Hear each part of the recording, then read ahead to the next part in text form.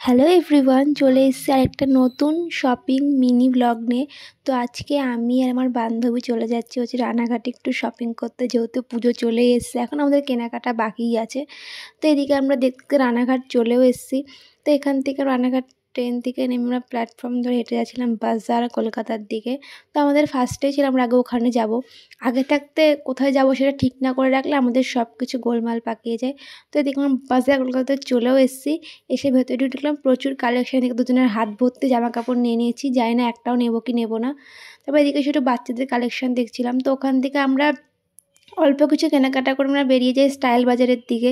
এদিকে ট্রেনের টাইম হয়ে যাচ্ছিলো।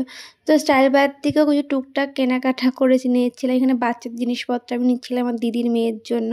তারপর ওখান থেকে কেনাকাটা করে স্টেশন পর্যন্ত আবার হেঁটেই আসি এই রাস্তার ধারে দোকানের কালেকশানগুলো দেখানোর জন্য। এখানে কালেকশানগুলো ভালোই ছিল, প্রচুর ভিড়ও ছিল, বাট সব জায়গাতেই বার্গেনিং করতে হচ্ছিলো, এখানে দাম প্রচুর চাচ্ছিলো। তো এই করতে করতে আমরা স্টেশনে চলেও এসেছি। স্টেশনে এসে তো এখানে টিকিটের টিটির সাম্রাজ্য, টিকিট চেক করতে করতে তারপরে আমরা অবশ্যই ট্রেন ধরলাম।